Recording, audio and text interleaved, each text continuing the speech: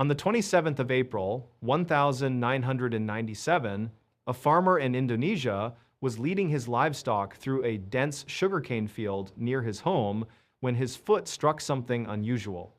He looked down and noticed a mound of dirt that seemed oddly out of place. For a moment, he considered digging, but since the land wasn't his, he chose to leave it alone and instead reported the strange discovery to the village head. The leader, accompanied by several men, returned to the field and began poking at the mound with a stick. Immediately, a terrible stench seeped into the air, so foul that it forced them to back away. Alarmed, they informed the authorities, who ordered the men to dig further. After just a few minutes of shoveling, their spades struck something soft. With a mix of fear and dread, they brushed away the dirt until a young woman's face appeared, her body buried upright, her head protruding from the soil.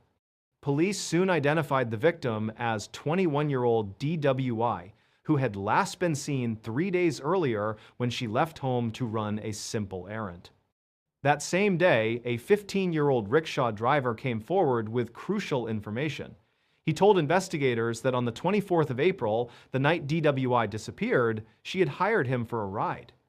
Instead of giving him a clear destination, she only instructed him to travel in a certain direction, saying she would guide him further along the way.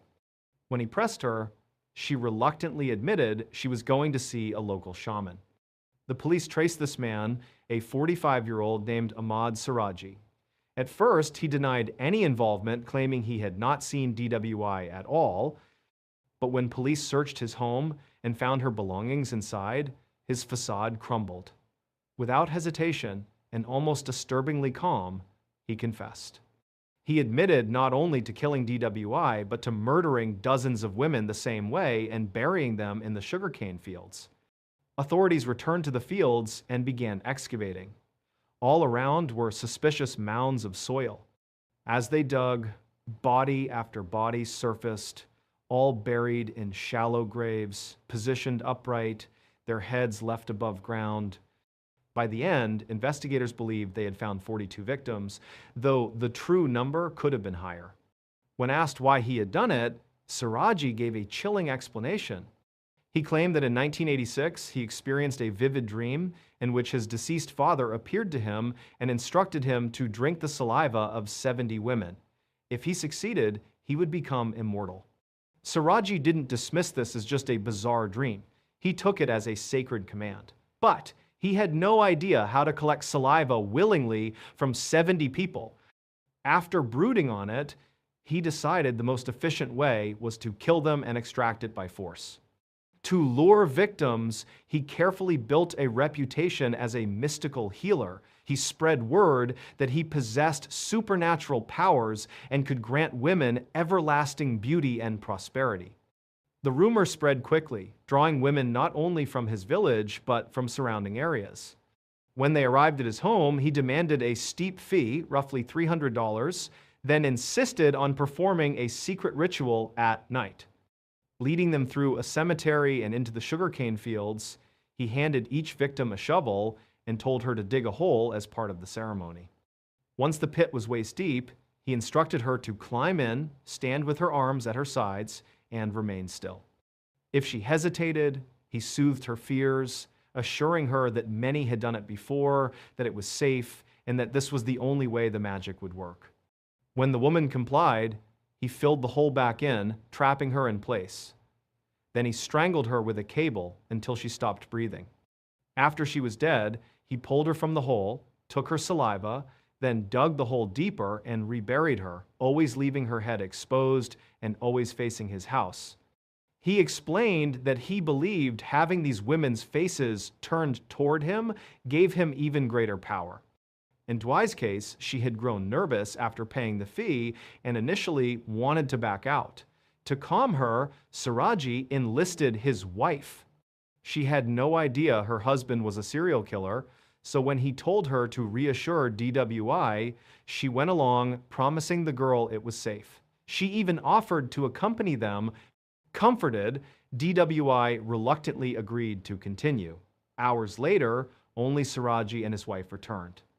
In 2008, Ahmad Siraji was executed by firing squad for his crimes. His wife, convicted of helping lure victims into the deadly rituals, was sentenced to life in prison. On the evening of the 13th of January, 2002, 42-year-old Ronald Huff came back to his Newark, Delaware studio apartment after visiting his grandmother. As soon as he walked inside, he felt terrible. The place was sweltering, but Ronald preferred it that way. He always kept the heat blasting. He tossed his coat over one of the handmade wooden cages scattered across his living room, then staggered toward the phone. Fighting a wave of dizziness, he dialed the auto dealership where he worked and told the office manager he was too sick to come in the next day. When he hung up, he leaned against the counter to steady himself. From behind, a sharp hiss cut through the silence. Without hesitation, Ronald moved to the fridge. Out of habit, he grabbed the handle with his right hand, instantly wincing in pain. That hand was bandaged from an earlier injury. Gritting his teeth, he switched to his left hand and tugged the door open.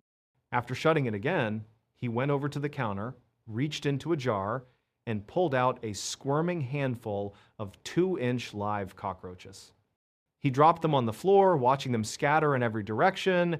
It was just part of his nightly routine. Feeling weak, Ronald decided he should lie down, but spun. He tried to push through it, aiming for his bedroom, but his legs buckled. Stumbling sideways, he crashed against his apartment door, braced himself for a moment, then slowly slid down with his back against the wood, legs stretched in front of him. His eyelids sank shut, and the last thing he heard before slipping into unconsciousness was the sound of roaches skittering and the crunch of bones being chewed. 3 days later, one of Ronald's neighbors heard police radios crackling outside in the hall. Curious, he opened his door and saw 2 officers with the building superintendent standing outside Ronald's apartment. The neighbor liked Ronald. He was a quiet, polite guy, so it didn't make sense why cops would be there. Then again, he realized he hadn't seen Ronald for several days. The officers knocked repeatedly. No response. After a few minutes, they had the superintendent use his master key. But even then, when they tried to push the door open, it barely budged. Something heavy was blocking it. Both men leaned their weight against the door until it finally cracked open just enough to peek inside. What they saw made both officers recoil, hands instinctively moving to their guns. One frantically radioed for backup. Then, without a word, the 2 officers and the superintendent hurried down the hall, leaving the door slightly ajar. The neighbor, frozen in shock, could see into Ronald's apartment from his own doorway. What he saw inside made his blood run cold. His body locked up for a second, then he slammed his own door shut in horror. Hours later, he still couldn't shake the image. To get it out of his head, he grabbed a piece of paper and started sketching what he had seen. The truth was, Ronald had a secret, and that secret killed him. The neighbor's sketch showed Ronald's lifeless body lying on the floor, his face, ears, hands, and even his organs partially eaten. Surrounding him were enormous reptiles, monitor lizards that Ronald had secretly been raising inside his apartment, 7 of them. He fed them raw chicken and live roaches and let them freely roam his home. They ranged from 2 feet to 6 feet long, massive carnivorous predators with mouths full of dangerous bacteria. A week before Ronald's death, one of the lizards bit his right hand, leaving him with a severe staph infection. That infection almost certainly caused him to collapse the night he called in sick. When he lost consciousness, the lizards did what came naturally: they attacked. Authorities believe Ronald died from the infection itself, but they couldn't rule out that he might have still been alive when the lizards began feeding. After his death, the animals were removed and transferred to a wildlife preserve in Maryland. But the horrifying way Ronald died, consumed by his own pets, became one of the most chilling and bizarre cases in Delaware's history. In April of 2020, a 17-year-old named Sam, an avid outdoorsman, decided to head out on a one-night backpacking trip in Arizona's Superstition Mountains. The origin of that name has several theories, but the most widely accepted is that people began avoiding the area due to the many unexplained deaths that had occurred there. Because so many feared mysterious death, the range was branded the Superstition Mountains. Sam, however, was not superstitious. He knew the terrain well and often hiked there, especially an 8-mile loop trail that cut through a canyon. His plan was straightforward: hike 4 miles in, camp overnight, and then hike 4 miles back the next day. Originally, he was supposed to have a friend with him, but at the last minute, his companion canceled. Sam hesitated, wondering if he should still go, but ultimately chose to do it solo since he was so familiar with the route. He had intended to start early to maximize daylight, but between delays, traffic, and rough road conditions, he didn't reach the trailhead until 5:45 p.m. That was far later than he wanted. He knew immediately this was a bad call, he'd be losing light fast, and there was almost no chance of making it to his planned 4-mile campsite before dark. Still, confident in his stamina, he figured he could at least push 2 or 3 miles in, where he knew there were decent clearings to camp. He decided to chance it. But progress was slower than expected. The sun dipped below the horizon, leaving him in total darkness. His flashlight beam stretched barely 10 feet ahead, and at one point he nearly slipped off a rocky ledge, a fall that could have seriously injured him. That's when reality hit. He was 15 miles from the nearest help, in an area with poor cell reception, on treacherous roads, and no one knew his exact location. He realized continuing was reckless. He needed to stop immediately and camp right where he was. Luckily, just off the trail, he spotted a small clearing in the trees. Shining his light revealed an open space, and on its edge, he noticed the remains of an old fire pit. Someone had clearly camped here before and survived the night, which reassured him. He suddenly felt relieved, almost smart, for stumbling onto it. Sam didn't carry a tent. He preferred sleeping on a pad inside a sleeping bag with a tarp strung overhead in case of rain. The surrounding pines made it easy to rig his tarp. Soon he had a fire going, cracked open a can of beans, and settled in for dinner. For a while, everything felt perfect. But as he ate, a nagging unease set in. Something felt off. He found himself scanning the tree line, trying to spot anything unusual. But seated next to a fire in a dark forest meant his vision was limited to a tiny circle of light. Beyond that, it was nothing but blackness. He told himself it was just nerves. Yet, while rationalizing away the feeling, a marble-sized rock suddenly sailed out of the darkness and landed at his feet. Instant dread shot through him. The rock seemed to confirm his instincts he wasn't alone. He quickly scanned the trees, straining his ears. For the next 15 minutes, he listened and watched, tense and ready. But nothing else happened. No more rocks, no footsteps. Slowly, he began calming down, convincing himself he had probably kicked it without realizing, or maybe it had tumbled loose from somewhere. Eventually, he relaxed, climbed into his sleeping bag beneath the tarp, and drifted to sleep. Hours later, he woke abruptly. The same heavy sense of dread had returned, stronger this time. He couldn't see or hear anything, but the feeling that something was wrong was undeniable. Then he caught it, the faint crunch of leaves, like footsteps, about 30 to 40 meters away. At first, he couldn't tell if they were moving toward him or away, but after half a minute, the sound faded. He told himself whoever or whatever it was had left.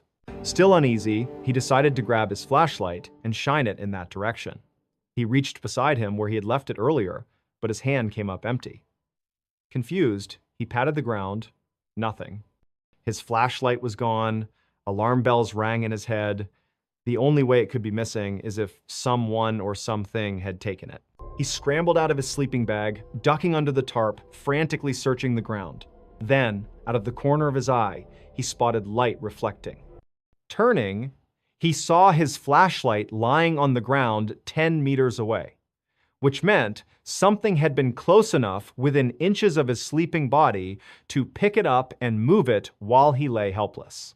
His first thought, it's a trap. Whoever did this wanted him to leave the safety of his camp and walk into the dark. A wave of nausea hit him from fear, but he forced himself to stay calm. He laced his boots, grabbed his knife, and made a decision. He wasn't going anywhere near that flashlight. Instead, he fed his fire higher and higher, determined to keep it blazing as long as possible. For hours, he stood in the center of the clearing, knife in hand, watching and waiting. Every so often, he'd hear those same rustling footsteps creeping closer, always coming nearer when the fire burned low, pulling back when he stoked it higher. It was a terrifying game of patience. But by 3 a.m., his firewood was gone. Unless he ventured into the forest for more, which he absolutely would not, his fire was going to die. As the flames dwindled, the footsteps returned. This time, closer. At first, they stopped 15 meters out. Then, as the fire shrank further, they crept to within 3. Whoever or whatever was there positioned themselves behind a dense cluster of trees, deliberately staying just out of sight. He couldn't see them, but he knew they were there. And then, silence. For 2 hours, Sam stood frozen, staring at those trees, certain something was lurking behind them, waiting. Finally, just before sunrise, the presence retreated. He heard the steps fade into the woods and never return. When daylight finally broke, Sam didn't bolt immediately. He waited until the clearing was fully lit by the sun before quickly packing up. Then he practically sprinted down the trail, didn't stop until he reached the parking lot, and sped 20 miles straight to the nearest gas station. Breathless, he got out of his car to collect himself. That's when he noticed something new. On the dusty rear window of his vehicle, someone had traced a message with their finger. It read, "Sleep well?" Sam is certain the person or group that stalked him in the Superstition Mountains was the same one that left that chilling note on his car. And he still wonders what might have happened if he had gone to retrieve that flashlight. It was around 8:30 p.m. on December 29th, 1972, when passengers at JFK International Airport in Queens, New York, heard over the intercom that Eastern Airlines Flight 401 to Miami was now boarding. About 30 minutes later, all 176 people, including 13 crew members, were seated on board. This wasn't just any airplane. Flight 401 was one of Eastern's brand new Lockheed L-1011 TriStars, a massive, state-of-the-art jet capable of holding up to 400 passengers. It had 2 levels, the main cabin above and a lower deck with a galley kitchen and a lounge just for the crew. That night, Captain Robert Bob Loft was in command. He was 55, strikingly handsome, a perfectionist, with more than 30 zero-hours of flight time. Sitting to his right was First Officer Bert Stockstill, 10 years younger. Behind them was the flight engineer, Don Repo, a strong man with a gentle, approachable demeanor. And in the 4th cockpit seat was Angelo Donadeo, another Eastern Airlines employee hitching a ride to Miami. At 9:20 p.m., Flight 401 thundered down the runway and climbed into the night sky. For the next 2 hours, everything was routine. One passenger, Jerry Escow, was so impressed that he even wrote a letter mid-flight praising Eastern for how smooth the trip was, intending to mail it when they landed. But at 11:32 p.m., everything changed. As Captain Loft began his approach into Miami, he lowered the landing gear. On the L-1011, there are 3 sets of wheels, one under each wing and one under the nose. Each set has a corresponding green indicator light in the cockpit that comes on when the gear locks into place. This time, only 2 lights came on. The nose gear light stayed dark. Loft and his crew assumed the landing gear was fine, the plane was brand new, the problem had to be the bulb. But to be safe, Loft retracted the gear and lowered it again. Still, the nose gear light did not illuminate. Frustrated, he radioed Miami Air Traffic Control, explaining the situation. They instructed him to circle out over the Everglades until the issue was resolved. Loft engaged the autopilot to hold 0 feet and 200 miles per hour, while he and Stockstill fiddled with the tiny bulb. They pressed it, twisted it, even pulled it out and blew on it. Nothing. When they jammed it back in, sideways, and couldn't remove it, Loft turned to Repo and told him to climb down into the hellhole, a small compartment beneath the cockpit with a window where you could visually confirm if the nose gear was down. Repo got out of his seat and climbed below. What no one noticed was that when Loft turned in his chair to speak to Repo, he likely nudged the control column just enough to disengage the autopilot. The massive jet began a slow, steady descent, but it was pitch black outside, no moon, no lights, just an endless void. The descent was so gradual, it didn't feel like falling. And everyone in the cockpit was so focused on that single light bulb that when the altitude warning sounded quietly, just once, it went unnoticed. At 11:42 p.m., Flight 401 slammed into the Everglades at more than 200 miles per hour.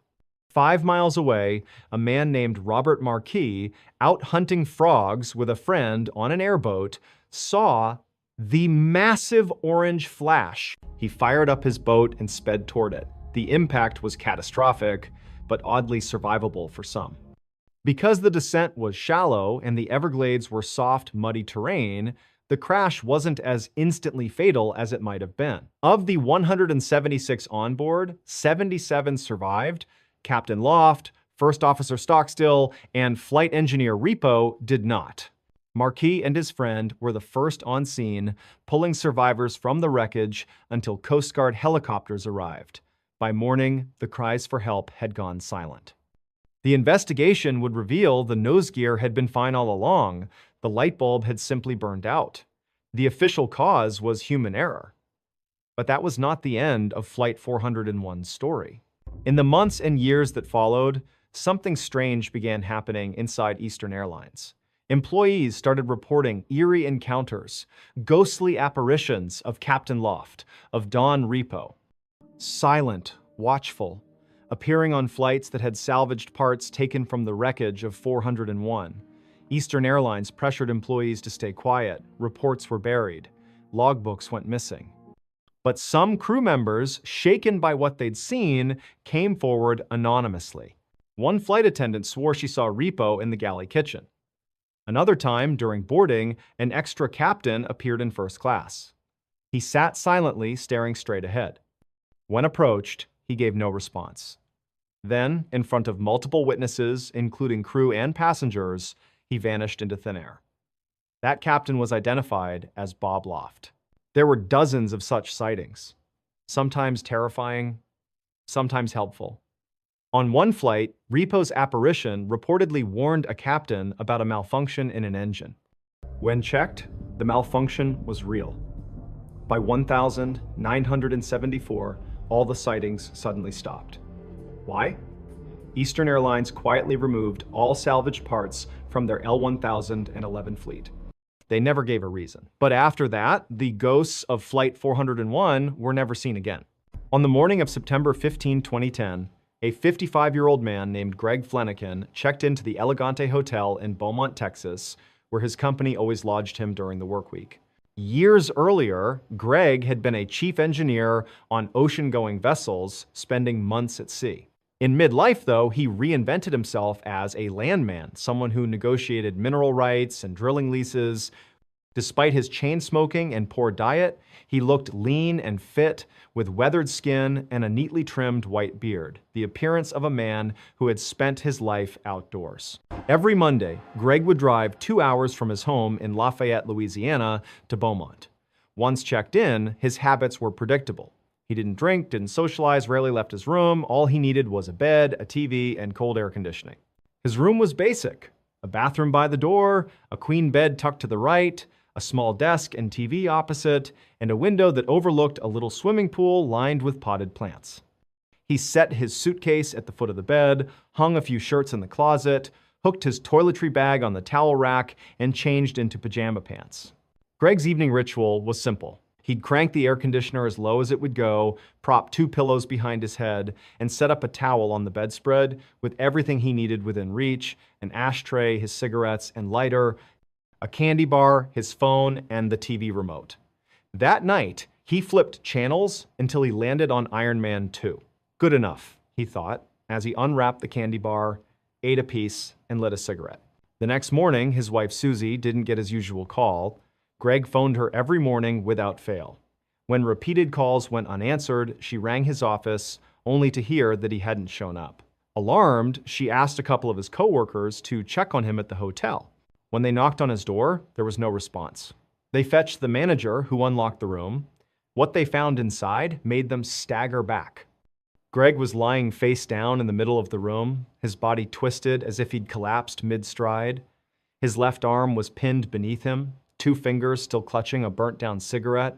The room was stifling hot, and Greg's skin had taken on a bluish-gray tint. Detective Scott Apple was called to the scene. Short, silver-haired, muscular, he looked every bit the career cop. As he surveyed the room, nothing suggested foul play. No signs of forced entry, no struggle, no theft. Greg's wallet was still stuffed with cash. The only marks on him were a scrape on his cheek from the fall and a small abrasion in his groin. To Apple, it looked like a natural death. When Susie was notified, she told Apple her husband had been a lifelong smoker, ate terribly, and never saw a doctor. She had always worried he'd keel over from a heart attack. Apple nodded, convinced it was the most likely explanation. Greg's body was sent to Dr. Tommy Brown, the local medical examiner. At first glance, the theory fit a middle-aged man with bad habits, no obvious wounds, found collapsed in a hotel room.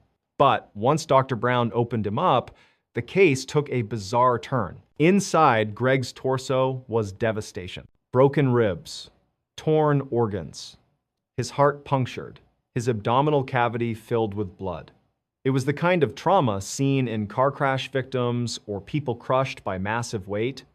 But there were no external injuries, no bruises, nothing to suggest blunt force. Stunned, Dr. Brown declared it a homicide, likely the result of a beating, though he admitted the evidence didn't quite make sense. Apple was baffled. He dug into Greg's background, hoping to find a motive, but everyone described Greg as polite, kind, happily married, with no enemies.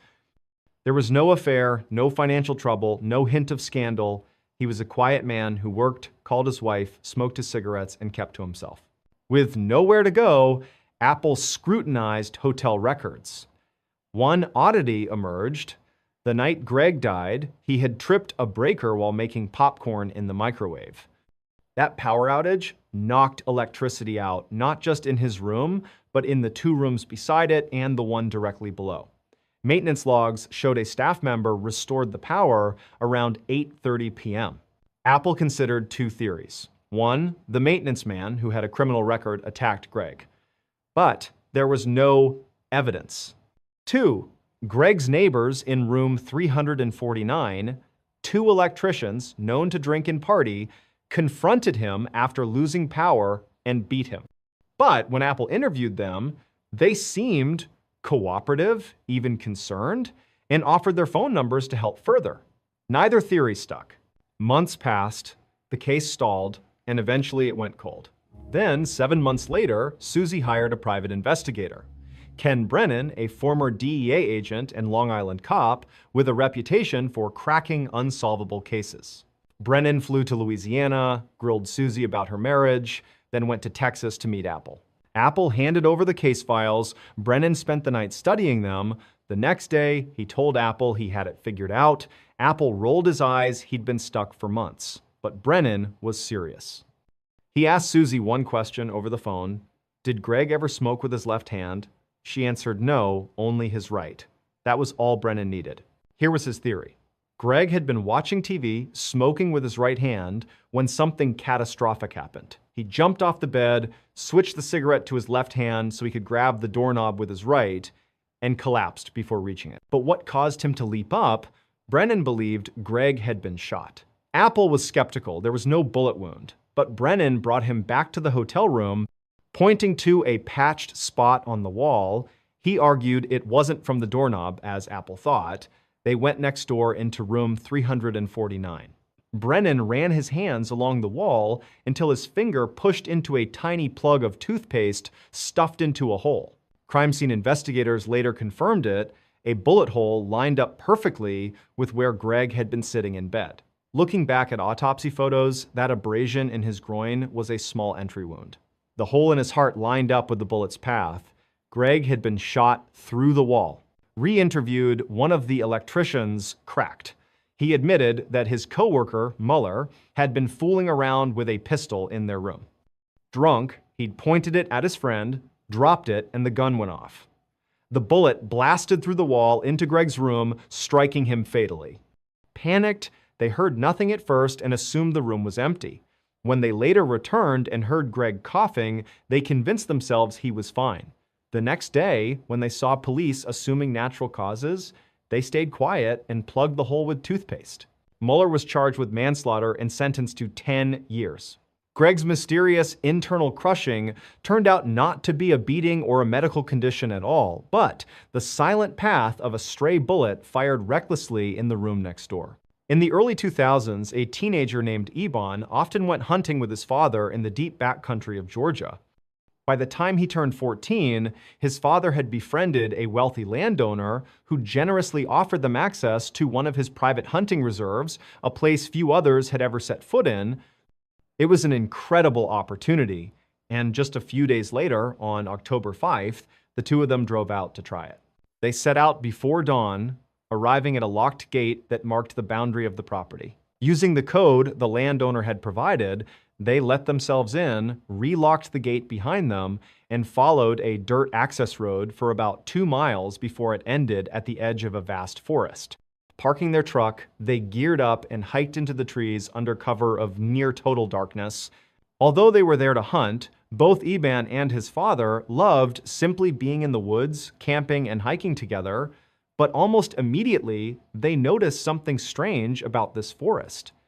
It was too quiet. No bird calls, no rustling of small animals, nothing. The silence was so absolute that the only break in it was the distant drone of a single airplane overhead. Still, they brushed it off, assuming that maybe the wildlife had been spooked by their arrival. They continued to the hunting stand that the landowner had recommended and settled in. But as the hours crawled by, nothing stirred. No deer, no turkeys, not even squirrels. Just an eerie, oppressive stillness that lasted all day. Frustrated, they climbed down from the stand as dusk approached and began looking for a place to camp. Eban's father suggested they head deeper into the woods. Maybe further in, the game will be better. So they hiked for another hour before finding a clearing that seemed perfect for their tent. After setting up, Eban's father suggested they try one last time to hunt before nightfall. They left their camp and set up a blind a short distance away, but again, nothing appeared. No sound, no movement, just silence. Disappointed, they finally turned back toward camp. As soon as their tent came into view, both stopped in their tracks. It had collapsed. Eban's father muttered, "Must have been the wind," but Eban shook his head. "No way. We've been saying all day, there's no wind. It's dead quiet." His father frowned, then asked if maybe Eban had assembled it wrong. But Eban insisted he knew exactly what he was doing. He had pitched the same tent countless times. When they reached the tent, the explanation became even less convincing. The 2 support rods that crossed in an X over the top had been removed from all 4 anchor points. The only ways that could happen were if the rods broke or if someone deliberately pulled them free. Yet none of the rods were broken, and neither of them had touched the tent after setting it up. The unsettling implication was obvious. Someone or something had been in their camp while they were gone. But the landowner had assured them this was private, fenced-in property. No one else had access. Trying to keep calm, they convinced themselves they must have somehow botched the setup, even though neither really believed it. They rebuilt the tent, lit a small fire, and tried to relax. After a while, they doused the flames and went to bed. Hours later, Eban woke with a start. At first, he wasn't sure if he had dreamed it, but he thought he'd heard laughter somewhere out in the woods. Instinctively, he turned to check if his father was still beside him, and he was. Relieved, Eban lay still, straining his ears. The forest was silent again. Eventually, he told himself it must have been his imagination and drifted back to sleep. But not long after, he woke again. This time, his father was already awake, sitting up and listening intently. When Eban asked what was wrong, his father shushed him. "Do you hear that?" And Eban did. Faint, echoing through the trees, was laughter, unnatural, unsettling. Worse, it was coming from the opposite direction he'd heard it earlier, and it sounded much closer now. Eban whispered to his father that he had heard it before, and his father looked grim. He admitted that before their trip, he had asked the landowner whether anyone else would be on the property. The man had been adamant the place was completely private, fully fenced, and under surveillance. They were the only ones there. As they sat in tense silence, the laughter suddenly stopped. Then came the sound of rapid footsteps charging toward their camp from deep in the forest. The sound was unmistakable on the silent ground, growing louder and faster until it halted abruptly right at the edge of their clearing. Iban clutched his father's arm. His father gripped his rifle, steeling himself to unzip the tent and confront whatever was out there. But just as he reached for the zipper, the laughter erupted again, this time so loud and so close, it was practically in their ears, right outside the thin fabric walls. Heart pounding, Eben's father froze, holding the zipper halfway down. Then, as suddenly as it had begun, the laughter cut off. No footsteps retreating, no sound at all. It was as if the presence outside was silently listening, waiting. For long minutes, neither of them moved, barely breathing. Finally, the sound of running footsteps tore through the woods again, retreating into the distance until the forest was silent once more. They sat in terrified silence for the rest of the night, too afraid to speak or make a sound, convinced that whatever was out there had heard them when they unzipped the tent. They clutched their guns and waited, counting down the hours until daylight. As soon as the first light broke through the trees, they bolted from the tent, packed their gear as fast as they could, and ran the entire way back to their truck, glancing over their shoulders the whole time. To this day, they have no explanation for what stalked them that night, and when they told the landowner, he flatly insisted it was impossible. His cameras had shown no one else entering or leaving the property during the time they were there. From the time Gareth Williams was just a kid, it was clear he was extraordinary. At 17 years old, he had already earned a first-class mathematics degree from a university near his home in Wales. Within a couple of years, he had his PhD from the University of Manchester. Soon after, he began postgraduate work at Cambridge, one of the world's most elite schools, but he never finished. His brilliance had caught the attention of Britain's intelligence services. In 2001, at just 23, Gareth accepted a position at GCHQ, Britain's secretive government communications headquarters. There, he worked as a codebreaker, a job he excelled at. Despite being intensely private and almost painfully shy, Gareth's contributions were so important that his team won Britain's highest honors for international codebreaking. In 2009, another agency came calling, MI6, the Secret Intelligence Service. They offered Gareth something few codebreakers ever get the chance to go operational. This was the kind of work you'd expect from a Hollywood spy. Field assignments, intelligence gathering, real cloak and dagger work. To many, it was a dream job. Gareth took it, but within months, he regretted it. MI6 was nothing like GCHQ. The culture was competitive, flashy, and social expensive cars, hard partying, long hours. Gareth wanted no part of it. He simply wanted to do the work and be left alone. At GCHQ, that was fine. At MI6, it made him an outsider. After less than a year, Gareth was planning to leave.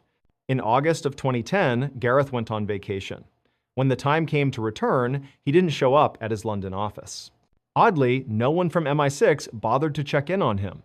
Days passed without contact. It wasn't until Gareth's sister called the police, worried she hadn't heard from him, that anyone went to his flat. On August 23rd, a uniformed officer arrived at his Pimlico apartment for a welfare check. After knocking and getting no answer, the landlord provided a key. Inside, the officer called Gareth's name. No response. The first floor was empty, so he climbed the stairs. At the top was a closed door. When he pushed it open, what he saw would dominate international headlines for weeks.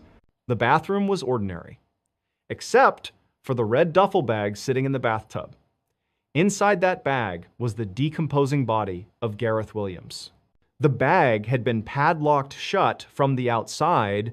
The key was found inside the bag, underneath Gareth's body. There were no fingerprints anywhere, not on the tub, not on the zippers, not on the padlock, not even on the keys. Gareth's iPhone was found nearby.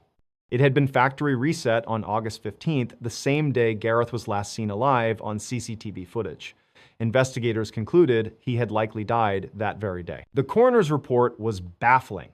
Gareth's body bore no signs of trauma, no defensive wounds, and toxicology tests showed no alcohol or drug. The heat inside the apartment, the thermostat, had been cranked up despite it being August, sped up decomposition, making cause of death impossible to determine. So what happened? Theories exploded. Some suspected the Russian mafia. In the weeks before his death, Gareth had been working on cases linked to Russian money laundering, a dangerous assignment that could easily have made him a target. Others suspected MI6 itself. Why hadn't anyone checked on Gareth when he didn't return from holiday? Former intelligence officers publicly claimed MI6 may have staged a cover-up, cleaning the flat of fingerprints and evidence before police arrived. Then there was the more sensational theory that Gareth's death was an accident tied to personal interests. Investigators learned he had occasionally browsed bondage websites. Once his landlord had to help him untie himself after he bound his wrists to a bed frame. Could Gareth have locked himself inside the bag as part of some bizarre experiment or fetish?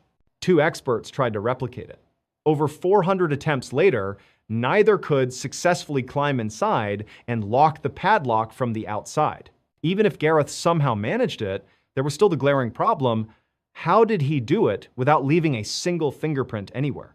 Despite glaring red flags, in 2013, the official verdict was that Gareth's death was probably accidental. The case was closed. But to this day, many believe the truth of what happened to Gareth Williams, the brilliant codebreaker found zipped and locked inside a duffel bag, remains buried deep within the walls of British intelligence. From a young age, Pauline Day always had a nagging sense that something about her family didn't quite add up. Years later, she would find out her instincts were right. Back in 1970, when Pauline was just 5, her parents, Ruth and Warren, separated. To Pauline, it wasn't exactly shocking. Her father drank heavily and was violent, so the split almost felt inevitable. Afterward, Pauline, her mother, and her brother moved across Vancouver into a new house. That's when Pauline began noticing her mother seemed perpetually anxious, though she never explained why. By the time Pauline turned 9, her mother suddenly announced they were going on vacation to Winnipeg, nearly 1,000 miles away. But when they arrived, Ruth told her children the truth. They weren't going back. Vancouver and their father were gone for good. Pauline and her brother were devastated, but Ruth insisted it was necessary. Over the next few years in Winnipeg, Pauline built a small circle of friends. Just as life was beginning to feel normal, Ruth uprooted the family again. This time, she said they were moving clear across the country to New Brunswick, and they were forbidden from telling anyone. Pauline slipped once, mentioning it to her best friend Wendy, and when Ruth picked her up, the two girls had to pretend everything was fine. It was the last goodbye they'd ever share. In New Brunswick, the family finally seemed to settle down. They stayed for years, but Ruth's nerves never eased. Pauline grew up, moved a couple of hours away, and by her early 20s was working as a reporter. Then in 1988, her mother called with a cryptic request: "Meet me at a motel. It's time I told you everything." Pauline was eager. This was the conversation she'd been waiting for her whole life. But when she arrived, Ruth was pacing outside, jittery. Before Pauline could speak, her mother pressed a finger to her lips, handed her an envelope, and whispered, "Take off your jewelry, put it in here." It's probably bugged. Confused but obedient, Pauline slipped off her rings and necklace, sealed them in the envelope, and followed Ruth into the room. Inside was a man Pauline recognized instantly: Reverend Stan Sears, the minister from their old church in Vancouver. Ruth had worked as his secretary years ago. Pauline had seen him pop up occasionally in Winnipeg and New Brunswick too, but never understood why. Now, Ruth explained. She and Stan had secretly been in love since Vancouver, carrying on a relationship all those years. That revelation was shocking enough, but what came next left Pauline reeling. According to her mother, Warren, Pauline's father, wasn't just abusive. He was allegedly a mobster in a Vancouver crime syndicate. When Ruth left him, she claimed the mob marked her for death, believing she knew too much. Stan, too, was supposedly targeted after counseling a man connected to organized crime. To protect themselves, Ruth said, they had fled Vancouver, moving from city to city under constant threat. Pauline was floored. For once, all the unexplained paranoia seemed to make sense. The sudden moves, the whispered warnings, the odd rituals, like her mother throwing out all the food without reason. Ruth explained it was because they'd been told the mob tried to poison them. Even Pauline's abrupt school changes were, in Ruth's telling, because the mob had discovered where she was enrolled. As the hours passed, Pauline listened, stunned. By the end, her mother revealed the final twist. After years in hiding, she and Stan had contacted authorities and entered a special witness protection program, which they called the Weird World. Agents, she said, were monitoring them constantly. Ruth handed Pauline a radio that supposedly connected directly to those agents and told her it should only be used in emergencies. To drive the point home, Stan rushed out to her car before she left, pressing a GPS transponder into her hand. "Hide this under your car," he said. "It'll let the agents track you." Pauline left the motel overwhelmed. But for a while, she went along. She ended her relationship, quit her job, and moved apartments. The paranoia had sunk in. Eventually, she called her mother and begged to officially join this so-called weird world. Ruth and Stan seemed thrilled, but told her it would take time.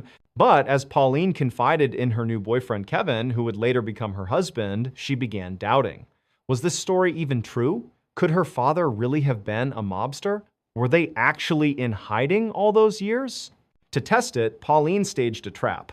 She phoned her mother in a panic and claimed the mob had broken into her apartment.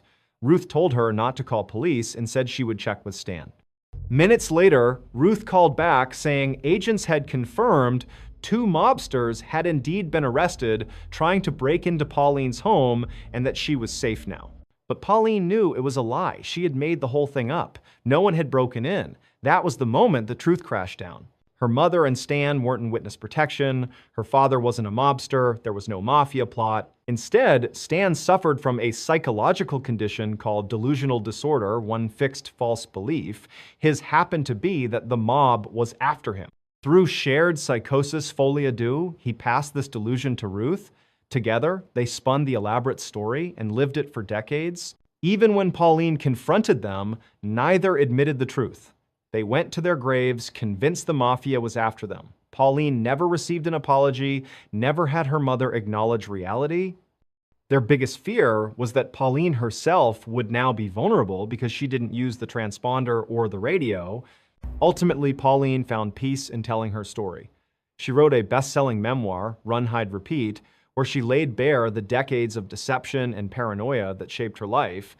In the summer of 1906, Dr. William Clark, a successful oncologist from New York City, and his wife Harriet were driving through Litchfield County in northwestern Connecticut. Their lives in the city were busy and glamorous. Between William's thriving career and their constant social obligations, they rarely had peace. So, they had decided to look for a second home in the countryside, a retreat away from the chaos. As they drove along winding country roads, they crossed a red wooden bridge, and when they came out on the other side, their view opened up to rolling hills and dense green forest. What caught their attention was a particular hillside in the distance that looked unusually dark, shaded by 2 mountains on either side, almost like a hidden valley. The place was beautiful but oddly mysterious. Locals called it Dark Entry Forest. Intrigued, the couple noticed a narrow access road leading toward it. They decided to follow. The deeper they drove, the more overgrown the path became, until eventually they had to park the car and continue on foot. Walking into the thick canopy, it was as if they'd stepped into another world. The light dimmed, the air cooled, and an almost magical silence wrapped around them. Inside, the forest was stunning. Wild apple orchards, heavy with fruit, deer grazing without fear, meadows bursting with flowers, and streams sparkling where sunlight broke through. The ground shimmered with flecks of mica, a mineral that glinted like tiny shards of glass. To the Clarks, it felt like something out of a fairy tale. Within an hour, they were convinced this was where they would build their summer retreat. They purchased 10 acres of Dark Entry Forest, intending only to build a modest cabin. But when Dr. Clark approached local builders, none of them would take the job. They never gave a clear reason, only excuses, always refusing to set foot in that forest. Unbothered, Dr. Clark decided to do it himself. On weekends, he traveled alone into Dark Entry, where owls seemed to greet him each time with haunting calls. Over several months, he cleared land, felled hemlock trees, milled them into lumber, and eventually built a rustic 2-story cabin. He even laid piping from a nearby freshwater spring and constructed a pool beside a brook full of trout. By Thanksgiving of 1906, the cabin was complete. For years, the Clark family returned each summer and every holiday, finding peace in their secluded woodland retreat.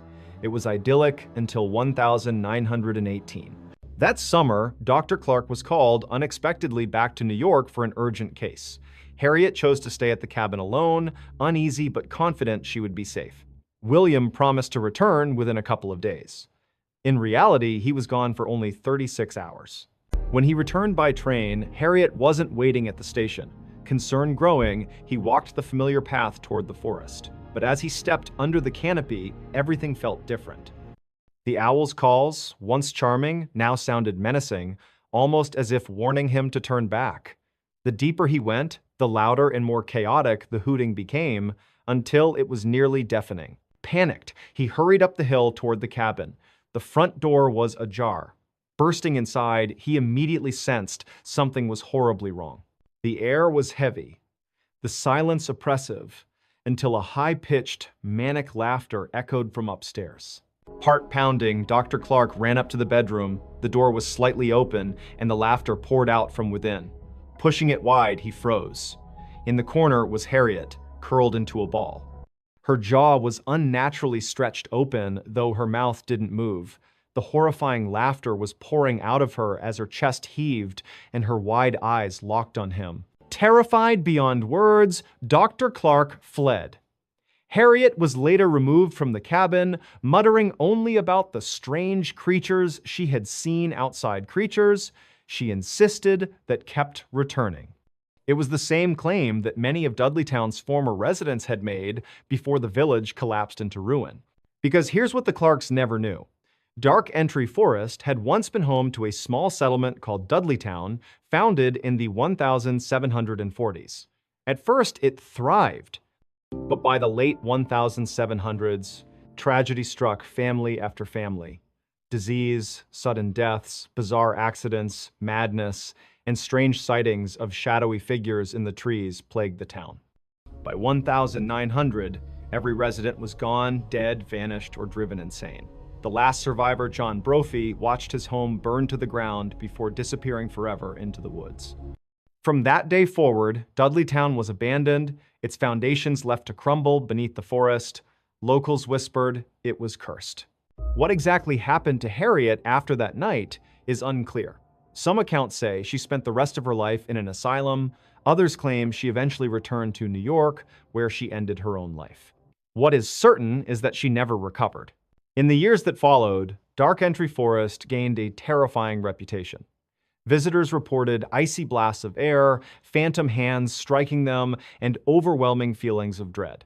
Paranormal investigators Ed and Lorraine Warren even declared it a site of demonic presence.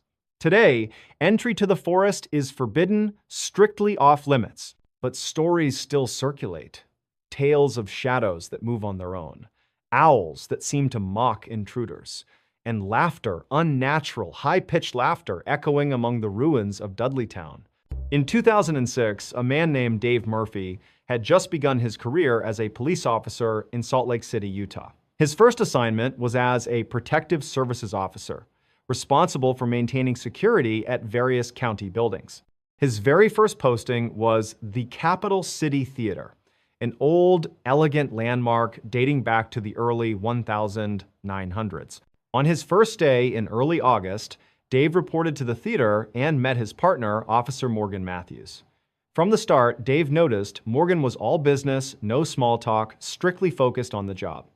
The first stop was the control room on the first floor, where monitors displayed the building's security feeds. The theater had 3 floors plus a basement, and while cameras were installed throughout, the footage was grainy and almost useless at night unless lights were on. After showing Dave the control room, Morgan explained they needed to do a full security sweep, something required at both the start and end of each shift. Together they moved through the building, checking every door and every light. When they descended into the basement, Dave was taken aback. The hallway stretched on endlessly, lined with doors, dimly lit, and right in the middle sat an old upright piano. The atmosphere instantly unsettled him. This place is creepy, he thought, hoping he wouldn't have to spend much time down there. Still, they finished their rounds through all floors, then returned to the control room. Dave tried to strike up conversation with Morgan during the shift, but Morgan kept distant, his demeanor almost cold. At the end of the night, Dave noticed how eager Morgan was to leave, practically rushing out the door. Something felt off. It was as though Morgan hated being in that theater. Dave didn't know it yet, but Morgan had good reason. For the next couple of days, while Dave was still training, the two men made their rounds together. But on August 9, only Dave's third day, Morgan decided he was confident enough in Dave's ability to secure the building alone. So that night, Dave set off to do the full sweep by himself. Basement cleared, doors locked, lights off. First floor checked, main auditorium inspected. Second floor, fine.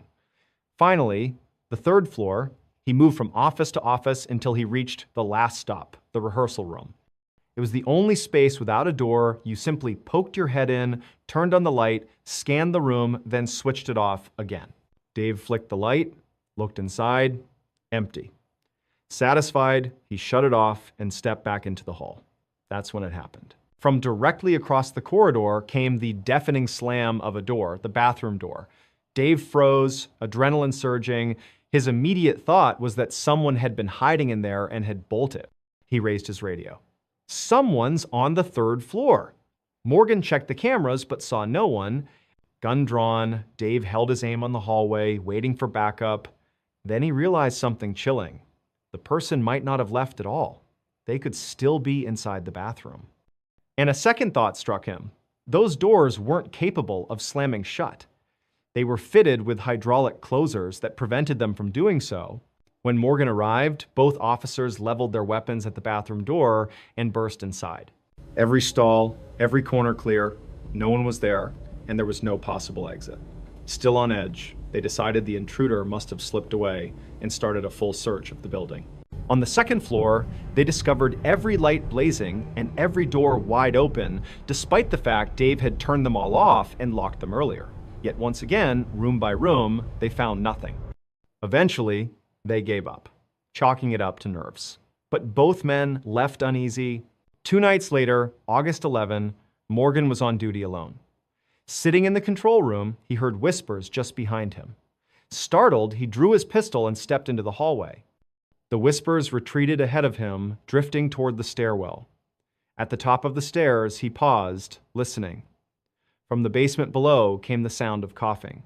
His heart pounded as he crept downward. Halfway down, the coughing abruptly stopped. He flipped the lights, swept the hallway empty. As he moved through, checking doors, he suddenly smelled smoke. He unlocked a nearby room, expecting fire, but there was none, only the odor. He searched every space, again and again, but found nothing. Eventually, the smell dissipated. Uneasy, but with no evidence, he let it go. Weeks later, on September 4, Dave arrived early for his shift. Inside the lobby, he overheard staff talking about ghosts. Intrigued, he introduced himself, and one of them, a senior accountant named Blair Fuller, offered a story. Blair recalled a late night a couple of years earlier. Alone in his office on the third floor, he heard the elevator machinery start up. He remembered thinking this was odd, since he was the only one there. He looked out his office window, watching as the elevator rose. Basement, first, second, third. The doors opened, empty. Moments later, the alarm sounded as if something blocked the doors, but nothing was in the way. Curious, Blair stepped into the elevator. The air was suddenly frigid. He turned to look back toward his office just as the doors closed on their own. Without him pressing anything, the basement button lit up. When the doors opened at the basement, the hall stretched away into darkness, the lone piano faintly visible. Mustering courage, Blair called out, but silence answered. He quickly retreated to his office. Minutes later, loud bangs echoed outside.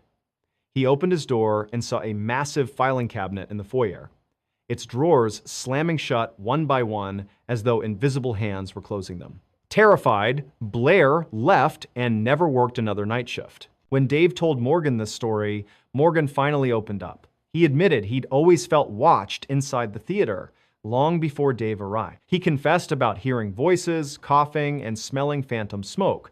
Both men agreed the place was unnatural. To test their suspicions, Dave invited his best friend Greg for a tour. While walking through the basement, they spotted a door ajar. Weapons drawn, Dave and Morgan advanced, Greg trailing nervously behind. Before they reached it, the door slammed shut in their faces. Then the handle began rattling violently. Steeling themselves, they forced the door open, swept inside empty. That's when Greg gasped, pointing into a corner. "There's someone sitting there!" he cried. But the officers saw nothing. Shaken, the three quickly abandoned the basement. The county responded by installing new cameras with infrared to catch the supposed intruder.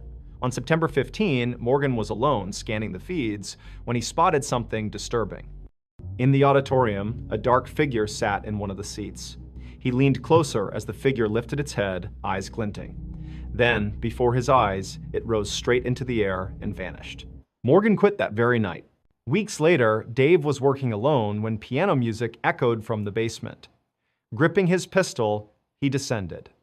The music grew louder until suddenly it stopped, the protective cover over the keys slamming shut. Dave found the piano untouched, the basement empty. That was the last straw. He demanded reassignment, refusing ever to set foot in the theater again. For a time, security was handled by rotating officers. Then, in late November, a veteran named Josh Thomas took over full-time. On his very first night, he called for backup, claiming the elevator had mysteriously risen from the basement and opened on the third floor with no one inside. Dave, nearby in his patrol car, reluctantly responded. Inside the auditorium, while the two men talked on stage, Josh suddenly froze, eyes locked over Dave's shoulder. Dave turned. At the very back stood a hooded figure, its face hidden. As they stared, it spun around, revealing charred, blackened skin and deep, hollow eyes, then bolted into the darkness. They searched but found nothing. Later research uncovered that in the 1940s, a devastating fire had swept the theater. A man trapped in the basement had perished. Dave, Morgan, and Josh all came to believe the entity they encountered was that man's restless spirit. On the evening of January 12, 2016, 18-year-old Dylan Parker was at a party in his hometown of Osburn, Idaho. Late into the night, he decided it was time to leave. Since it was snowing and bitterly cold outside, Dylan phoned his mother and asked if she could meet him at the gas station just down the road from where the party was being held. When his mother answered, she could immediately tell Dylan had been drinking, his voice was slurred, and he sounded unsteady. She was angry because he was underage, but despite her frustration, her priority was to get her son home safely. She told herself she could deal with his behavior tomorrow, and she agreed to pick him up. As she drove toward the gas station, her phone rang again. This time, Dylan's voice was frantic, panicked. He demanded to know where she was, sounding almost terrified. His mother tried to calm him down, explaining she was only a minute away and would be there shortly. Then the call suddenly ended. When she pulled into the gas station, Dylan was nowhere to be seen. She tried to call him back, but now his phone was switched off. She went inside the gas station, asking if anyone had seen her son. The employees said no. Back in her car, she drove around for half an hour, shouting Dylan's name, but there was no trace of him. His phone remained off, a sick feeling grew in her stomach, and eventually she contacted the police to report him missing. Investigators began by searching the party house where Dylan had last been seen.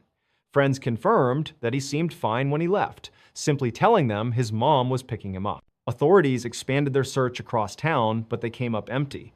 For days, nothing turned up. Then, 10 days later, Dylan's body was discovered by accident.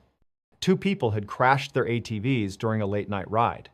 When they returned the next day to retrieve their vehicles, they stumbled upon Dylan's remains. His body was found outside of town, high on a forested hillside. To reach this location, Dylan would have had to walk in the opposite direction of the gas station. Toxicology reports showed he had consumed alcohol, but locals knew Dylan was familiar with the area. The gas station was in the well-lit center of town. It would have been obvious to him he was heading the wrong way, deeper into darkness.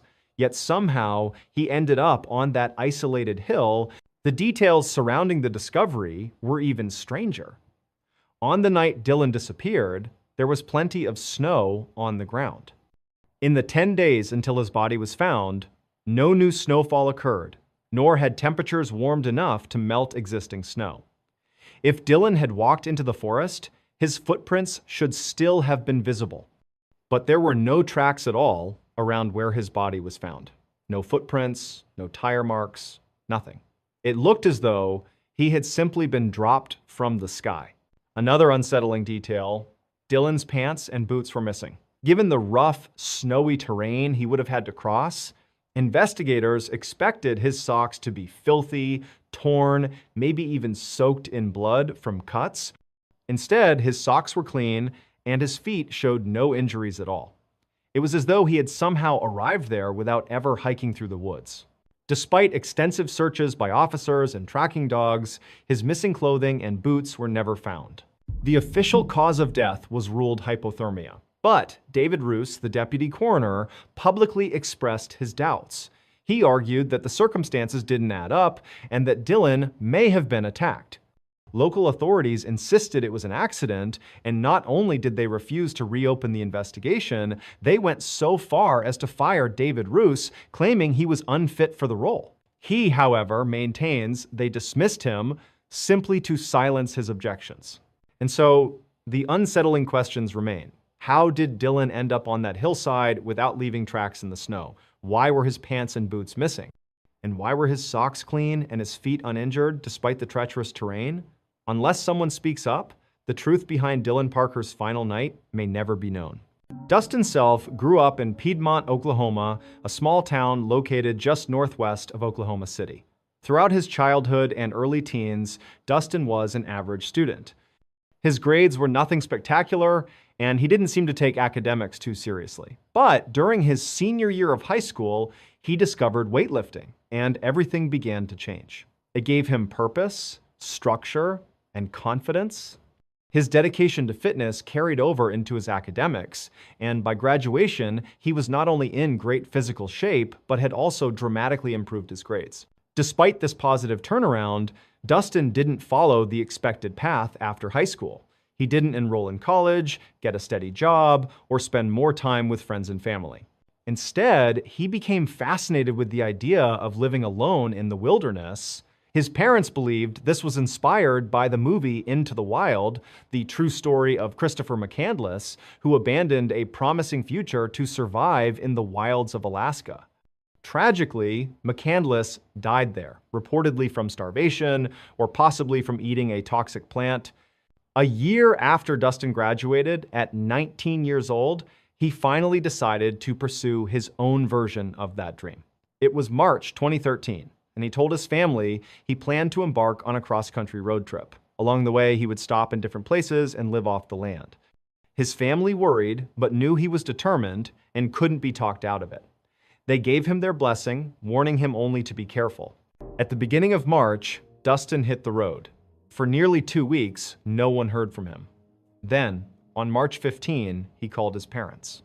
He told them he was in a tiny town called Fields, Oregon, standing at a gas station. He reassured them he was fine, everything was going smoothly, and they didn't need to worry. But the next day, Dustin called his ex-girlfriend instead, and this time, he was in clear distress. Over the phone, he told her he was lost on a mountain. She was at the airport at the time, about to board a plane, and the background noise made it hard to hear. She stepped into a bathroom to listen more carefully, but his words still didn't make sense. He rambled about being lost, about people chasing him, and sounded completely disoriented. Before she could ask for clarification, Dustin abruptly hung up. Alarmed, she tried calling back, but his phone went straight to voicemail. Worried, she reached out to Dustin's father, relaying the strange call and emphasizing how frightened he had sounded. His father immediately began trying to reach his son, but every call went unanswered. By the next day, still unable to get through, he contacted police. The problem was, no one knew where to begin searching. Dustin hadn't said which mountain he was on. The only concrete information was his last known stop, the gas station in Fields, Oregon. Investigators went there hoping to learn more, but the staff didn't recall seeing him, and nobody in town knew anything. With no leads, they were forced to wait, hoping new information would surface. A month passed before the next clue appeared. A ranch worker in a remote area, not far from fields, stumbled upon Dustin's abandoned truck, teetering on the edge of a canyon road. Inside were Dustin's GPS device, food, and energy drinks. Missing, however, were his backpack, sleeping bag, and tent. Despite extensive searches around the vehicle, nothing else was found, and the search was eventually called off. The area where his truck was discovered was rugged but relatively open. The terrain was rocky and hilly but not heavily forested. Anyone standing on one of the ridges could easily spot a nearby road. Searchers couldn't understand how Dustin could have gotten lost there. From almost any vantage point, the way to safety should have been obvious. 6 months later, a hunter was moving quietly through a sparse grove of aspen trees near where Dustin's truck had been found. He thought he saw a deer and crept closer. But when he stepped into a small clearing, what he discovered instead stopped him cold. Beneath a bush was the body of a man, naked, positioned on hands and knees, with his head seemingly forced into the ground. The hunter immediately alerted police. When investigators arrived, they searched the area thoroughly. Nearby, they found a jacket containing a wallet and car keys. The identification inside confirmed the body belonged to Dustin Self. He was located 9 miles uphill from where his truck had been abandoned. Strangely, there was no trace of a campsite. His missing backpack, tent, and sleeping bag were never recovered. Authorities concluded Dustin never set up camp at all. His family was heartbroken and bewildered. His father, in particular, couldn't understand why Dustin hadn't simply sought shelter in his truck. He was in excellent physical condition. 9 miles would have been tough, but doable. And from the mountaintops, he could have easily seen the roads. Yet, for reasons no one can explain, he left his vehicle and traveled into unforgiving terrain. Investigators ruled out foul play and said there was no evidence Dustin intended to harm himself. The official cause of death was believed to be hypothermia, but due to the decomposition of the body, it couldn't be confirmed. The disturbing circumstances, the nudity, the missing gear, the inexplicable decision-making remain unexplained. Like so many other missing 411 cases, Dustin's story leaves behind more questions than answers. Why abandon his truck with supplies inside?